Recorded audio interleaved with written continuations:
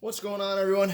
Thank you for joining in again with TechWorks. I know it has been a while, and I know I've been trying to get back on schedule here, and it has been a challenge. But anyway, we're here with something a little bit different, something that I don't normally have on my channel. I usually have a lot of gaming, a lot of phones, things revolving around that. This is not entirely different, but different. This is the Microsoft Surface Book 2.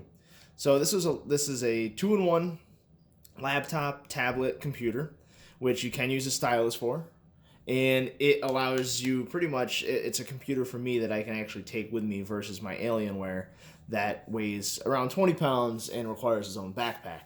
This is something I can stick in a normal bag, carry it with me fairly easily, that I can bring with me. So this is the Surface Book 2. This has a 7th gen Core i5 all the way up to a 7th gen Core i7. So this has last year's Intel's processors. It has 256 gig hard drive, and it has 8 gigs of RAM. You can get this model spec'd all the way up with an NVIDIA GTX 1050, I do believe. And it does have USB-C, so that means it could potentially have the possibility of running something like the Razer Blade Core, or the Razer Core, with an external dock. I haven't tried it. I don't have one. But it is possible with that USB-C Thunderbolt functionality. It's a 13-inch. This comes in 13 and 15.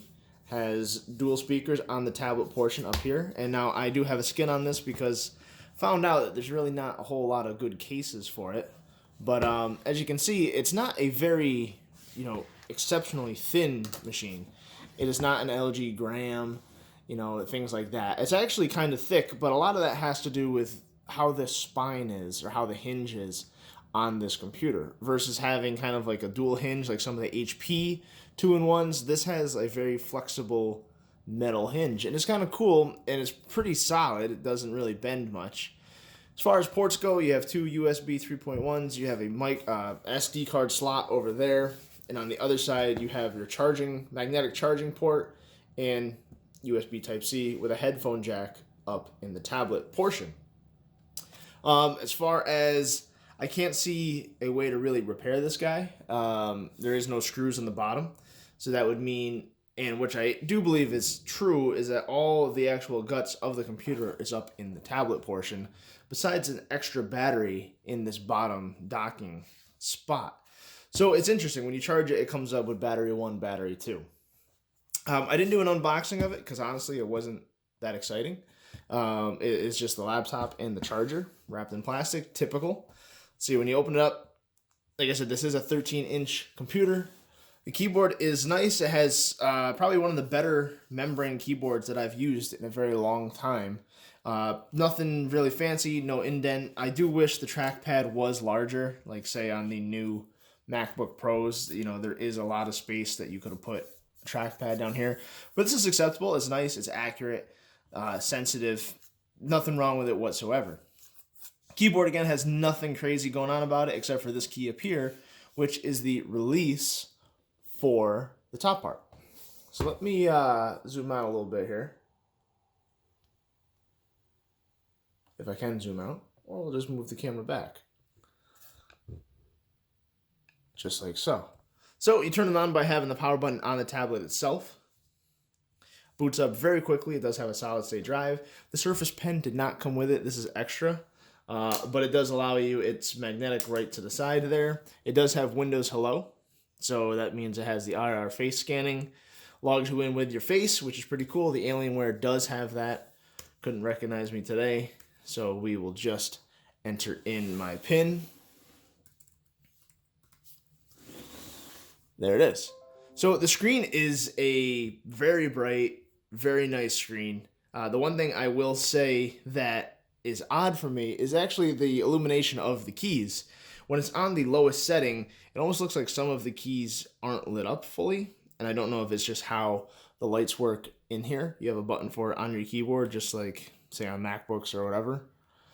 You also have, like I said, the screen brightness, which you can turn up, turn way down. Again, nothing crazy there.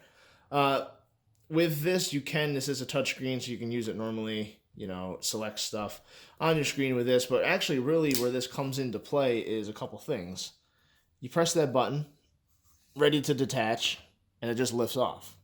There you go. You turn into tablet mode. this thing can just go to the side, and it actually has a pretty unique docking mechanism here.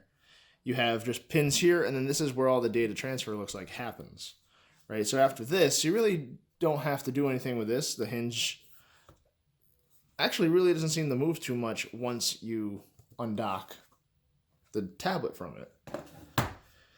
Again, the tablet, it has the same functionality, all the same specs. It's not like you lose any specs by taking it off of the dock. You can go here, you can do all your apps. It kind of brings it almost to a Windows 8 sort of vibe with all your different icons and things of that nature.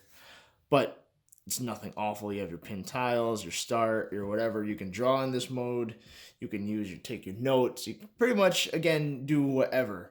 Down here, you'll see it has the one battery connected currently. All your notifications, just like Windows 10 on any other computer right now. Cool thing is, as well, say you are using this for an extended period of time. You're going to take notes. You want it a little lifted up. If you actually flip this around and attach the keyboard back on and then just flip it down, you now have your Surface Book just the way it was, but the screen is flipped around. So this is actually ideal for if you want to take notes or something, because when you flip it around this way, it's a little bit raised. So it's kind of like an easel, right? And you can do this, take your notes, do whatever. And again, if you go down here now, you should see where it has the two batteries. So it says down here, battery 1, 77%, not charging. Battery 2, 41%, and in use. So that goes to show you that there is a second battery in this bottom keyboard dock. What I thought was weird back when I looked at these computers a few years ago, or the first version, I guess I would say, is you could buy the performance base.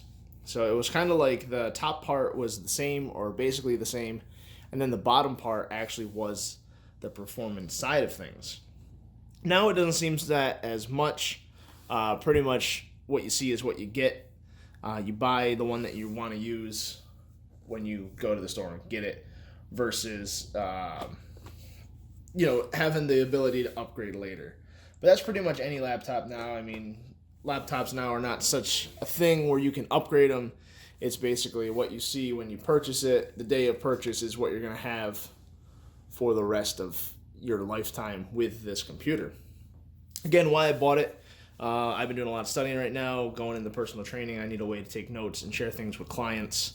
So the tablet portion of this will be good, something that I can use afterwards to get a workout regimen, whatever, for them written down and shared on a digital scale versus having them write down on a notebook. That was part of the reason. Part of it was I have been trying to study outside of my house. I've had a lot of appointments and I had nothing to actually take with me. So I was looking at the Pixel Book, which is a Chromebook. I was looking at other laptops. This came in at something that I was always interested in was the Surface Books. I do like the Surface products. I had the Surface Pro tablet for a while, and I used that through a lot of college, and I really did like it. Got me through a lot of stuff. It was a solid machine, a good strike, and I got this instead of the new Surface laptop too, because of the I/O. So this has the two USB-As, a USB-C, and a SD card. The new Surface laptop, I believe, just has one USB Type-C, and I think that's it. I think it only has that port and a headphone jack. So you're going to rely on dongles, adapters, and things of that nature, where this, at least I still have two traditional USB ports. If I want to charge, use anything, to be honest. So that was part of the reason. Part of the reason, too, is it was only about $100 difference, and you got a more powerful machine. This is very low spec. This is almost entry because I didn't need, the killer model. You can get it way higher spec, and it can do pretty much everything you want, from video editing to, Photoshop and things of that nature. This will still run Photoshop just fine. I'm not going to be hitting Premiere Pro with it because it's definitely not going to have the horsepower and the CPU side of things to get that done.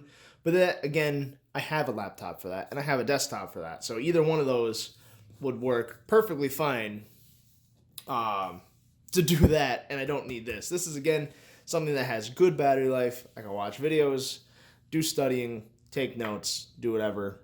A machine like that. Basically, this would be a direct competitor to the MacBook Air. To me personally, this has more usability, more functionality, has the tablet side of things if I really just wanted to take it as a tablet for that day, has the stylus if I want to draw. The stylus recognition is very good. This isn't something that charges. I do like how it just kind of is magnetic on the side. It would be cool if it charged on the side, but it doesn't. There's actually just a little battery in here that after a while you can replace. So that's pretty simple and easy, and the battery should last you quite a long time. But anyway, so this laptop was not built and purchased for me for the purpose of video editing or some hard lifting, doing some activities. This is an everyday sort of machine. Again, I would compare it with the MacBook Air. This is the 13-inch model versus they do have the 15, which again was a little more money. So I like it so far. It's been about a week. I've used it pretty much every day. I've charged it, a handful of times. It's portable. It's easy. It's nice and light. I wish it was a little thinner. There is other machines, even gaming machines now, that are coming in at a little bit thinner. But the difference is they are a traditional style laptop and not a tablet laptop hybrid sort of thing like this. There is 2-in-1s from HP also that tend to be a little thinner than this. But it's preference. Being thin, at least for me, was, yes, important, but being light and portable was more important. So if it was a little thicker, that's all well and good. So there you have it. This is my kind of impressions of this computer. Like I said, I didn't do an unboxing because it really wasn't that interesting, but it was something that I really did like. I really did enjoy, and I ended up purchasing it because of that reason. Really good build quality. This aluminum feels very soft touch. Reminds me of like the 1+1's Silk White. Soft textured, super nice laptop. And we'll see how it works. We'll come back to this in probably a little while. I'll leave it a little bit longer because Windows 10 is Windows 10.